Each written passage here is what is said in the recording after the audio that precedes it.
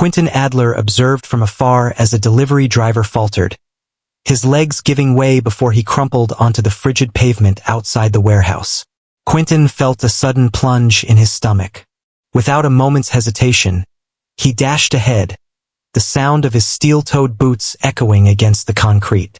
Several employees in the vicinity cast a fleeting glance at the man who had fallen, yet none took a step forward to assist. A shift supervisor, clipboard in hand, shook his head in disapproval. "He's likely just pretending," the man murmured. "These drivers constantly engage in antics to avoid their responsibilities." Quentin paid no attention to him, kneeling next to the driver, a man in his late 40s with salt and pepper hair and a uniform drenched in sweat. His breath came in quick, shallow gasps, and his complexion was ghostly white. "Hello? Can you hear me now?" Quentin inquired, gently shaking the man's shoulder. The driver's eyelids flickered awake, and a faint cough escaped his lips. "I simply require a moment." "No, you require assistance," Quentin stated with conviction. He faced the employees gathered around. "Could someone please call for an ambulance?" At this moment, the supervisor let out an exasperated sigh. "Listen, I'm not sure who you are, but there's no need to turn this into a big issue. He's likely just lacking hydration." Quentin's jaw tightened. He had been the owner of this company for 6 years after acquiring it from the former proprietor, along with 6 distribution warehouses. He had yet to meet many of the employees face to face. That was the reason he had slipped into a dusty hoodie, worn jeans, and an old baseball cap to observe the true workings on the ground. And now, what unfolded before his eyes ignited a fierce anger within him. A younger man with weary eyes paused, uncertainty evident as he took a step forward. "I will contact emergency services immediately." He retrieved his phone, his fingers trembling with anticipation. Quentin faced the driver once more. "Stay strong. Assistance is on the way." The man gave a faint nod, his breath coming in heavy gasps. Quentin raised his gaze to the assembled staff. "Is anyone familiar with this individual? Has he visited this place previously?" A woman with a ponytail finally broke the silence. "Indeed, his name is Ray. He frequently makes deliveries here. He often appears weary, yet no one truly inquires about the reason." Quentin's jaw clenched with tension. That was about to transform. The ambulance pulled up swiftly, and Quentin assisted the paramedics in carefully placing Ray onto the stretcher. As they drove away, he redirected his focus to the shift supervisor, who stood there with arms crossed, visibly irritated. "You didn't even attempt to assist him," Quentin remarked, his tone measured yet cutting. The supervisor sneered. "There are tasks ahead of us. We can't abandon our responsibilities for a driver who is unable to perform his duties." Quentin's fists tightened, yet he willed himself to remain composed. He required further insight before disclosing his identity. He glanced at the younger colleague who had dialed 911. "May I ask for your name?" "Derek." "You made the right choice, Derek." "Thank you," Quentin said, nodding as he surveyed the warehouse. He began to notice issues all around. Weary employees hustling with urgency, pallets piled precariously high, and an overarching feeling of tension lingering in the atmosphere. There was an unsettling presence in the air, and he was determined to uncover the truth behind it. For the time being, he would maintain the secrecy of his identity. Yet, when the moment arrived, they would all recognize precisely who he was. Quentin lowered his gaze, slipping further into the warehouse, merging seamlessly with the laborers around him. He had to understand the workings that lay beyond that unsettling incident outside. A forklift zipped by him, barely avoiding a precarious stack of crates that teetered ominously. It appeared that no one took notice or showed any concern. A short distance away, 2 workers were swiftly loading boxes onto a conveyor belt, their actions frantic and lacking precision. A young man in his 20s, shadows lingering beneath his eyes, grimaced while he hoisted a cumbersome package. Without a word, his coworker, a woman with frayed sleeves on her uniform, pushed another box in his direction, not even bothering to look at him. Quentin moved in, observing the dynamics of the team at work. "Hurry up," a voice commanded from above. A compact, sturdy figure stood on a raised platform, arms folded across his chest. On his name tag it says Supervisor Paul. His gaze flicked restlessly among the workers, impatience radiating from him as his foot drummed against the metal railing. The young employee, who had flinched moments before, paused briefly before lifting another box onto the conveyor belt. His hold faltered, and the package collided with the edge, cascading to the floor with a resounding thud. Paul's expression grew somber. "Did you happen to break anything in there, Alex?" Alex gulped nervously. "I have my doubts about that." Paul hurried down the stairs, bridging the gap between them. "If anything's damaged, that will be deducted from your paycheck," he said sharply. Alex's posture stiffened, yet he remained silent. Quentin observed the surrounding workers, their heads bowed, feigning ignorance to the unfolding scene. Quentin advanced with purpose. "That doesn't appear just—" Paul turned, scrutinizing him from head to toe. "Who on earth are you?" Quentin stated it plainly. "A new guy." Paul let out a derisive laugh. "So, stay silent and keep those hands busy. We don't compensate individuals for idleness." Quentin gritted his teeth, yet managed to restrain himself. He was not here to reveal his true identity. Not at this moment. He picked up a box and began collaborating with Alex, who cast him a cautious look before refocusing on his work. The rhythm was relentless. The conveyor belt continued its relentless motion, and the stream of boxes remained unyielding. In just a few moments, Quentin felt the familiar strain in his back from the relentless motion, and beads of sweat began to form beneath his hoodie. It's no surprise that these workers appeared drained. Paul lingered close, issuing commands and pointing out small errors. He never took it upon himself to lift a single box. At one moment, the woman next to Alex let out a groan, stretching her fingers. "Is it possible for us to have a break soon?" Paul let out an exasperated sigh. "Your opportunity comes when I decide it does. Now stop your whining." Quentin's grip on the box he was lifting grew firmer. A resounding crash reverberated throughout the warehouse. All eyes shifted. A massive pile of pallets tumbled down by the loading docks, sending products sprawling across the ground. A worker remained motionless nearby, his complexion ashen. Paul's expression contorted with fury. What on earth transpired? The employee faltered, his hands trembling. "I was merely—" Paul strode confidently in his direction. "Are you aware of the expense involved in that? Do you really believe we have endless resources?" The employee recoiled. I believed it was secure. It seems you were mistaken." Quentin acted impulsively, unable to hold back his instincts. "Perhaps if the situation hadn't been so precarious, this could have been avoided," he remarked, positioning himself between Paul and the worker. Paul faced him with intensity. "You've got something to express, newcomer." Quentin faced his glare head-on. "Indeed, this location is quite disorganized. Individuals are weary, security is a mere consideration, and your focus seems to be on assigning blame rather than seeking solutions." A heavy stillness enveloped the warehouse. The workers paused in their tasks, glancing back and forth between the two men. Paul emitted a sudden, piercing laugh. "You've been here for just an hour, and suddenly you know it all." Quentin remained unblinking. "I've spent enough time here to recognize the issues at hand." Paul's nostrils expanded with intensity. "You seem unfamiliar with how things operate in this environment." Quentin moved in a bit closer. "This is not the way a company ought to treat its people." Paul's gaze sharpened. "You're treading carefully, my friend," Quentin acknowledged with a slow nod. "Indeed. And you're on the verge of plummeting right down." He lifted his hand and removed his cap. Whispers of astonishment spread among the onlookers. Paul's complexion faded to a ghostly hue. Quentin fixed his eyes on him with unwavering intensity. "This company is mine."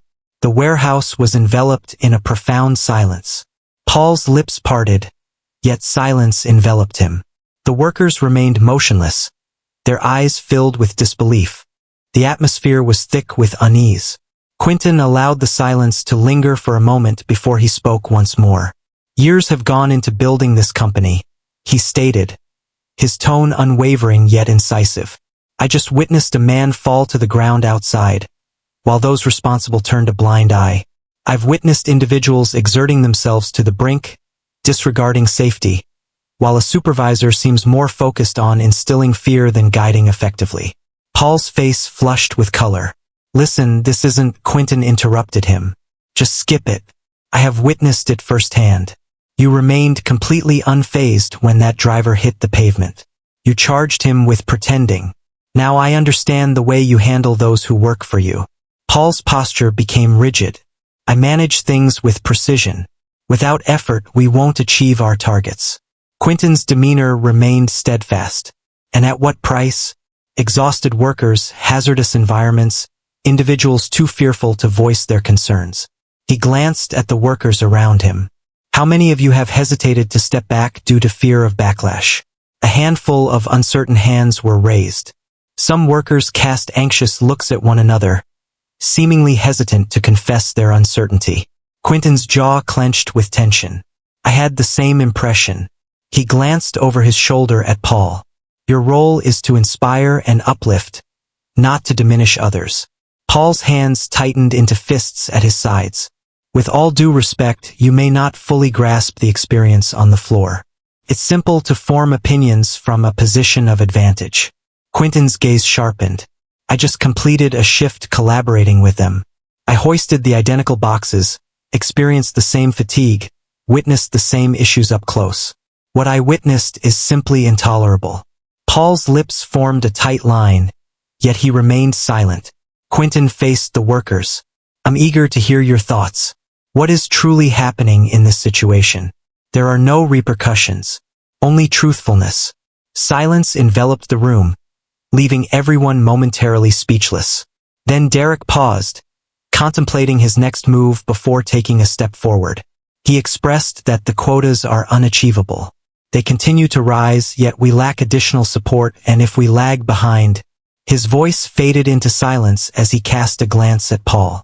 Quentin acknowledged with a nod. Continue onward, Derek swallowed. If we lag, we receive a formal notice. Excessive reports, and you're done. A whisper swept across the gathering.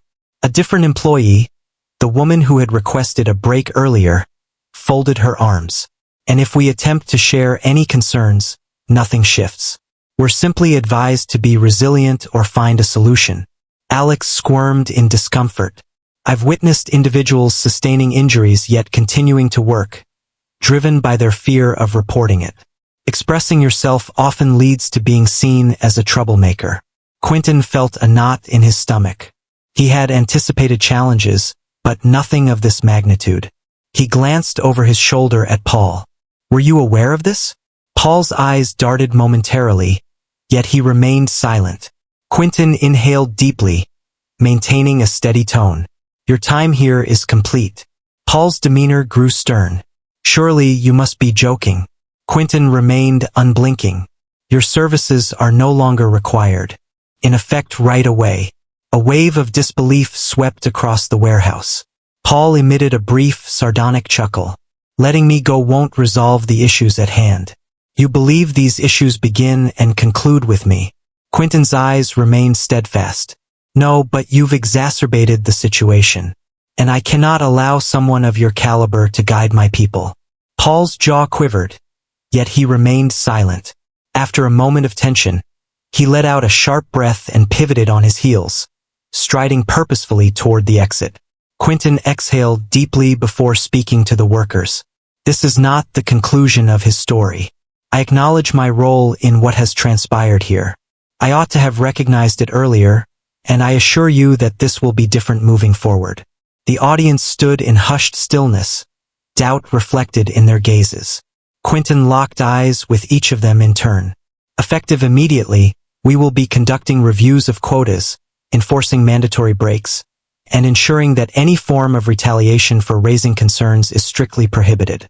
I will take direct responsibility for these changes, and I expect you to keep me accountable.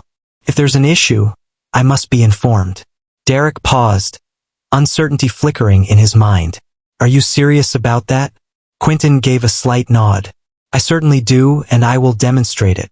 At last, the atmosphere in the room appeared to lighten. Workers shared glances filled with uncertainty yet tinged with hope.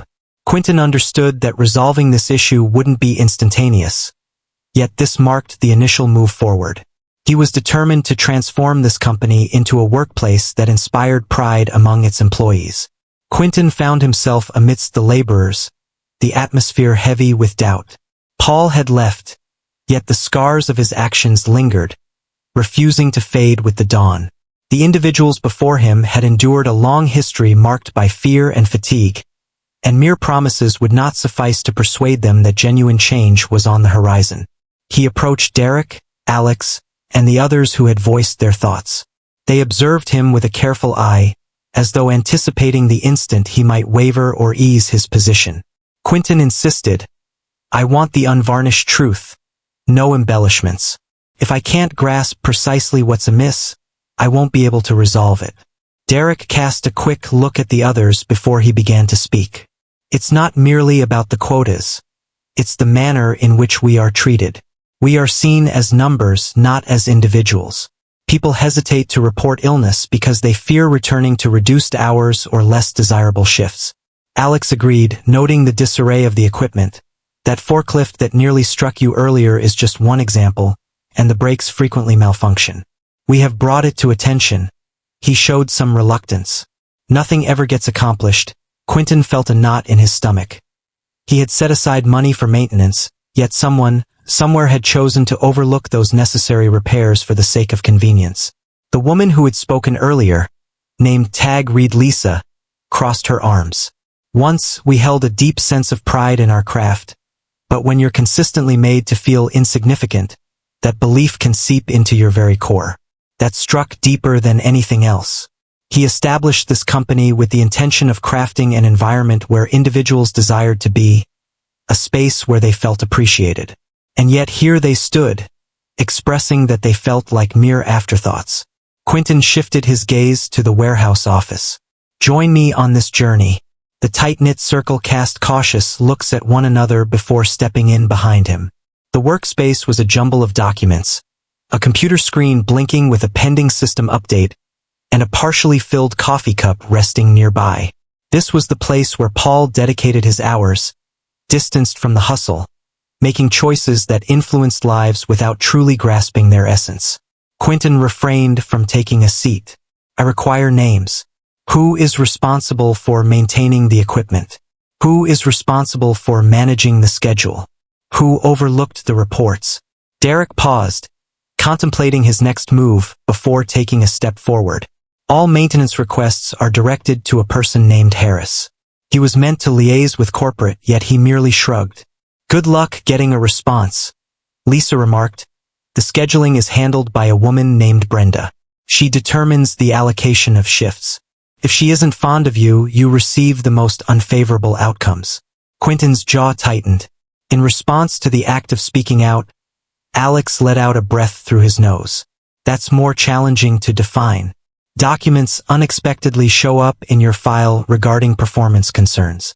You've been informed that you don't align well with the requirements. Many individuals tend to walk away before the situation deteriorates further." Turned out to be far more dire than he had imagined. The prolonged oversight of this situation clearly indicated that individuals in positions of authority were deliberately turning a blind eye. Quentin retrieved his phone and made a call. It rang twice before a voice finally responded. "This is Harris." Quentin was efficient with his time. "What is the reason for the neglect of maintenance requests?" A moment of stillness. "So who might this be?" "Quentin Adler." The stillness lingered, extending beyond what felt comfortable. "I was not informed that there was a problem, sir." Quentin's patience was wearing incredibly thin. "Today, I narrowly escaped a collision with a forklift that had malfunctioning brakes. For months now, employees have been voicing concerns about malfunctioning equipment." "Elucidate." Harris took a moment to clear his throat. "We have been navigating through budget limitations. Certain repairs require patience." Quentin interrupted him. "If I return here next week and the equipment remains unfixed, you may find yourself seeking new employment." "Got it. Absolutely, sir." He concluded the call and promptly reached for another number to dial. "Brenda here. This is Quentin Adler." Please be at the warehouse tomorrow morning. We will delve into the nuances of scheduling practices. Brenda paused, uncertainty flickering in her mind. Is everything okay? Extremely. He left it at that before ending the call. He faced the group once more. This won't be resolved in a flash, but I assure you I'm committed to seeing this through. Starting now, changes will be implemented. Lisa raised an eyebrow. What do you mean? To begin with, any form of retaliation ends now. If anyone goes through it, they reach out to me directly. His eyes scanned the crowd. That includes you, Derek moved. Quentin nodded, acknowledging that the quotas were under reevaluation. We're not running a sweatshop, Alex sighed, massaging the back of his neck. And pauses? All employees receive the time they deserve. Absolutely no exceptions. A prolonged stillness ensued. He could perceive the struggle within their gaze, optimism clashing with doubt. They had listened to assurances in the past. Yet again, the source was from above. At last, Lisa found her voice. By staying committed, you will regain trust. However, until that moment arrives, she gave a slight shrug. Quentin held that in high regard. He was not entitled to insist on their faith. His only obligation was to demonstrate his worth. He cast a glance at Derek. Your decision to call 911 today was commendable. Derek squirmed in his seat. Everyone would have. No, Quentin stated with conviction. No one at all. That is precisely the issue. Alex voiced his thoughts. What's the situation with Ray, the driver who fell ill? I will personally oversee his situation. Lisa gave a slow nod. Perhaps there is a possibility for transformation. Quentin locked eyes with her. They certainly will. For the first time, he noticed a change in their expressions. It wasn't quite trust, but it was something akin to it. And that sufficed for the moment. Quentin exited the office and re-entered the expanse of the warehouse floor. A transformation in the atmosphere was palpable. Employees were no longer merely performing their tasks. They were observing him, anticipating whether he would act on his promises. He was determined not to disappoint them.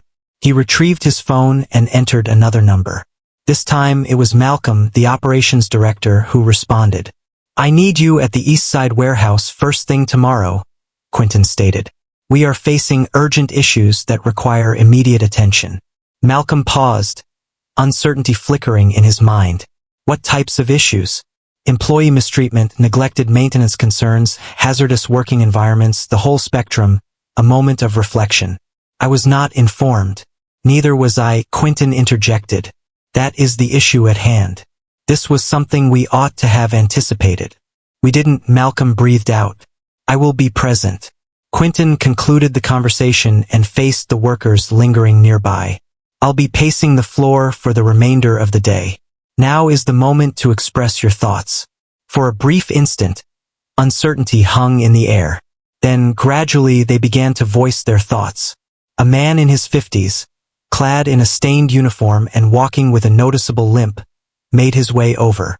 I have been here for more than 2 decades. Once, it was a destination that drew people in. At this moment, it seems as though we're merely navigating through the changes. A younger man, his hands marked with grease, nodded in response. It's more than just the quotas. We have a shortage of personnel. When someone leaves, we don't receive any replacements. I'm simply being asked to take on more responsibility. Lisa folded her arms across her chest. And when we seek assistance, we're informed that there's no funding available. Yet, it seems there is always funding available for new tracking systems designed to increase our pressure. Quentin's irritation grew stronger. He had sanctioned investments aimed at enhancing efficiency, not to extract every last bit of energy from his team. He inhaled deeply. The moment for transformation is here. We are seeking to address the vacancies. Stop forcing individuals beyond their boundaries merely to achieve targets. Derek inclined his head. And if corporate pushes back, they won't. Quentin's tone was unmistakably assertive. A wiry man in his 40s named Greg, the warehouse supervisor, approached with caution. In contrast to Paul, he remained silent during the earlier confrontation, choosing to observe rather than engage. For months, I've been advocating for improved training and staffing, Greg stated. Constantly facing rejection, Quentin observed him intently. Who kept silencing you? Greg paused. Brenda primarily stated that our budget was limited and emphasized the need for me to enhance productivity with the resources available. Quentin's jaw clenched. Yet another issue has been appended to the ever-expanding roster of challenges. Greg pressed on, his voice softening. I'm not claiming to have everything figured out, but I made an effort to manage shifts without exhausting anyone, Quentin acknowledged. Are you interested in contributing to the improvement of this place? Greg locked eyes with him. Absolutely, if your words hold true, then yes. Quentin surveyed his surroundings with a keen eye, because there are tasks that require our attention. Throughout the remainder of the shift, he remained on the floor, observing, absorbing, and gaining knowledge. He observed the workers skillfully navigating the challenges posed by malfunctioning machinery, their instincts guiding them away from hazardous zones. He observed their furtive glances at the clock, each tick a reminder of the impending break they eagerly anticipated, wishing it would not be withheld. He also witnessed their unwavering strength. In the face of adversity, they persevered with a steadfast resolve, navigating through fatigue and irritation, driven by an undeniable necessity. As the shift drew to a close, a plan began to take shape in his mind. As the workers finished their shifts, Quentin assembled the supervisors and the remaining team members. He announced that tomorrow morning, we will be closing this warehouse for a comprehensive safety audit. There will be no quotas and no shipments dispatched until we address the issues at hand. Greg's eyebrows arched in surprise. That's unlikely to sit well with the executives. Lisa let out a low whistle, indifferent to the situation. Never imagined I'd hear that from the top. Quentin gazed at her. Prepare yourself for a whirlwind of unexpected revelations, as you witness them unfold before your eyes. For the first time, he noticed a change in their expressions. Anticipation. This marked the beginning,